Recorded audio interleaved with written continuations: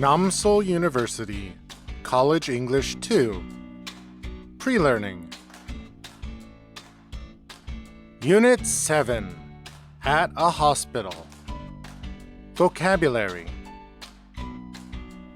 Emergency room. The department of a hospital that provides immediate care for severe or life-threatening conditions. Emergency room. Patient. A person who receives medical treatment or care at a hospital. Patient. Doctor. A qualified medical professional who diagnoses and treats illnesses and injuries. Doctor. Nurse. A healthcare professional who provides medical care and assists doctors. Nurse. Surgeon. A doctor who specializes in performing surgical procedures. Surgeon. Anesthesia. A medical procedure to prevent pain during surgery or other medical procedures. Anesthesia. X-ray. A diagnostic test that uses radiation to produce images of the inside of the body. X-ray. Blood test. A laboratory analysis of a blood sample to determine various health-related factors. Blood test. Prescription. A written order from a doctor for medication or medical treatment. Prescription. Diagnosis.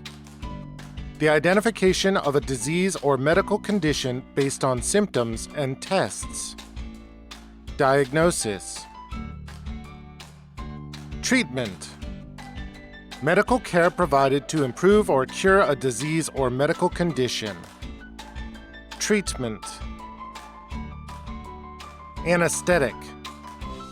A substance that induces loss of sensation or consciousness to prevent pain during surgery. Anesthetic. Ward. A section of the hospital where patients with similar conditions are grouped together. Ward. Operating room. A specially equipped room in a hospital where surgical procedures are performed. Operating room. Intensive Care Unit, ICU. A specialized department in a hospital for critically ill patients. Intensive Care Unit, ICU. Hospital gown. A loose-fitting garment worn by patients in a hospital, usually made of lightweight fabric. Hospital gown. Crutches. Devices used to assist with walking when a person has an injury or disability. Crutches. IV, intravenous. A method of delivering fluids or medications directly into a patient's veins. IV, intravenous. Bandage. A strip of material used to protect, support, or compress a wound or injury. Bandage. Outpatient. A patient who receives medical treatment at a hospital without being admitted overnight. Outpatient. Unit 7. At a hospital. Grammar. Simple past tense. Definition. The simple past tense is used to describe completed actions or states that occurred at a specific time in the past. It is often used to express events that happened and ended before the present moment. Examples. She walked to the park yesterday. They studied for the exam last night. He ate breakfast this morning. We visited our grandparents during the summer vacation. The concert ended at 10 p.m. yesterday.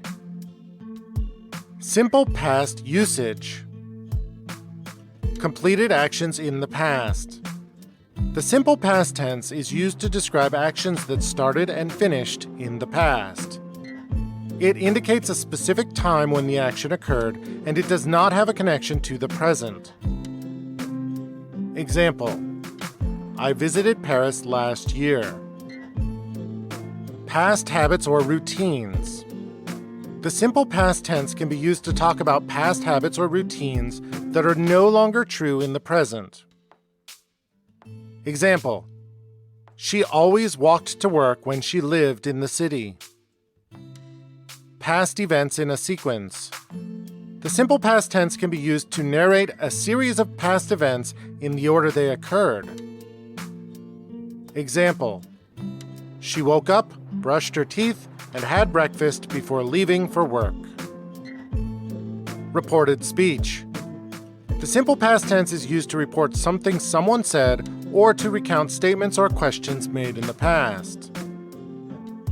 Example: he said he would come to the party. Simple past tense. Forms. Questions are formed using did. Examples: did you go to school yesterday? Where did you eat lunch? Negative statements are formed using did not or didn't. Examples: Jennifer did not see the movie. John didn't eat lunch. It's important to note that irregular verbs have different forms in the simple past tense, so it's necessary to learn the specific conjugation of irregular verbs to use them correctly in past tense sentences. Simple past tense. Irregular verbs. Infinitive. Past tense. Negative. To be. Was, were. Was not, were not. To have. Had. Did not have. To do. Did not do. To say. Said. Did not say. To get. Got. Did not have. To make. Made. Did not make. To go. Went. Did not go. To take. Took. Did not take. To see. Saw. Did not see. To come. Came.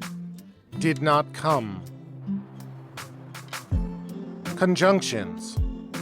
Conjunctions are words that join words, phrases, or clauses together, allowing for the creation of more complex and cohesive sentences. They serve to establish relationships between different parts of a sentence, such as adding information, showing contrast, indicating cause and effect, or expressing a condition.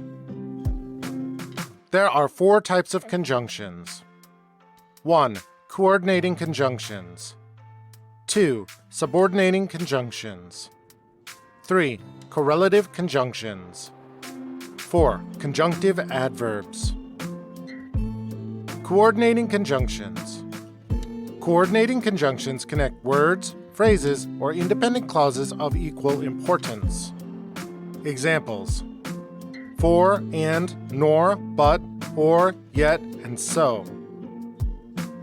Usage. For. She studied diligently for the exam and was rewarded with a top score. And. The sun was shining and the birds were singing in the trees. Nor. He neither called nor texted me to let me know he would be late. But.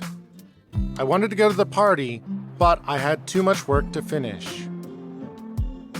Or. Would you like tea or coffee with your breakfast? Yet. She worked hard and faced many obstacles, yet she never gave up. So. The rain started pouring, so we decided to stay indoors and watch a movie. Subordinating conjunctions. Subordinating conjunctions introduce dependent clauses and establish a subordinate relationship with the main clause. Examples: because, although, if, while. Usage: because. I couldn't go out because it was raining. Although. Although she was tired, she kept working. If. If you study, you will succeed. While. While I was cooking, he was cleaning the house. Correlative conjunctions. Correlative conjunctions are pairs of words that work together to connect elements of equal importance. Examples: either or, neither nor, both and, not only but also. Either or. Either you come with us or you stay here. Neither nor. Neither the parents nor the teacher knew the answer. Both and. Both the cat and the dog are sleeping. Not only but also. Not only did she sing, but she also danced. Conjunctive adverbs. Conjunctive adverbs are adverbs that function as conjunctions, connecting independent clauses and indicating relationships. Examples: however, therefore, moreover, consequently. Usage: however. He studied hard. However, he still failed the test. Therefore. She missed the train. Therefore, she arrived late. Moreover. The team played well. Moreover, they won the championship. Consequently. He didn't study for the exam. Consequently, he failed. Unit 7. At a hospital. Reading. First, watch the video and listen to the reading. Second, watch the video and read along with the words on the screen. Robert woke up one morning with a severe headache that refused to go away. Concerned about his condition, he decided it was necessary to visit the hospital. However, his vision was unexpectedly blurry, making it unsafe for him to drive. Recognizing the urgency, he quickly called a friend who kindly offered to drive him there. Together, Robert and his friend arrived at the busy emergency room. They patiently waited for their turn among a crowd of anxious patients. After what felt like an eternity, Robert's name was called and he was led into an examination room. The doctor, with a kind approach, asked him about his symptoms and medical history. Although he struggled to recall all the details, the doctor assured him that they would conduct tests to find the cause of his persistent headache. While waiting for the test results, Robert struck up a conversation with a fellow patient in the hospital ward. They shared their experiences and found comfort in their shared journey. They acknowledged the discomfort of being in the hospital, but recognized its importance for their well-being. Finally, the doctor returned with the results, diagnosing Robert with a sinus infection. With a prescribed treatment plan and some much-needed rest, Robert gradually recovered. Looking back, he realized that visiting the hospital had been the right decision for his health and ultimately led to his improved well-being. Robert woke up one morning with a severe headache that refused to go away. Concerned about his condition, he decided it was necessary to visit the hospital. However, his vision was unexpectedly blurry, making it unsafe for him to drive. Recognizing the urgency, he quickly called a friend who kindly offered to drive him there. Together, Robert and his friend arrived at the busy emergency room. They patiently waited for their turn among a crowd of anxious patients. After what felt like an eternity, Robert's name was called and he was led into an examination room. The doctor, with a kind approach, asked him about his symptoms and medical history. Although he struggled to recall all the details, the doctor assured him that they would conduct tests to find the cause of his persistent headache. While waiting for the test results, Robert struck up a conversation with a fellow patient in the hospital ward. They They shared their experiences and found comfort in their shared journey. They acknowledged the discomfort of being in the hospital, but recognized its importance for their well-being. Finally, the doctor returned with the results, diagnosing Robert with a sinus infection. With a prescribed treatment plan and some much-needed rest, Robert gradually recovered. Looking back, he realized that visiting the hospital had been the right decision for his health and ultimately led to his improved well-being.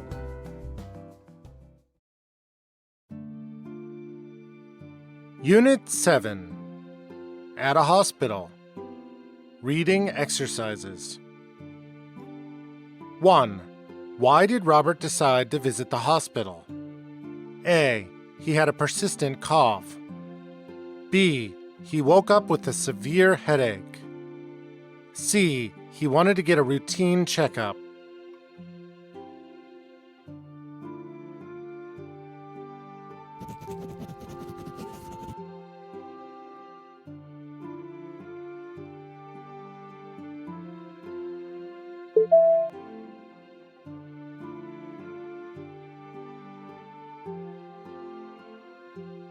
Two. Why couldn't Robert drive himself to the hospital? A. His vision was blurry. B. He didn't have a driver's license. C. His car had broken down.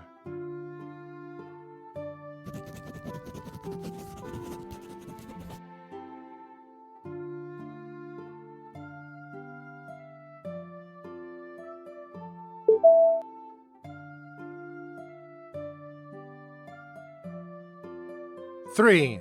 What did Robert do while waiting for the test results? A. He called his friend for an update. B. He struck up a conversation with another patient. C. He took a nap in the waiting room.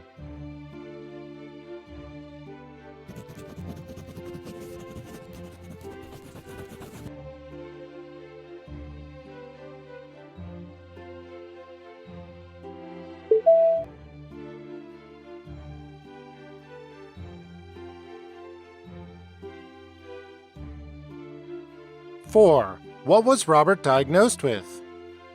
A. Stomach flu. B. Sinus infection. C. Allergic reaction.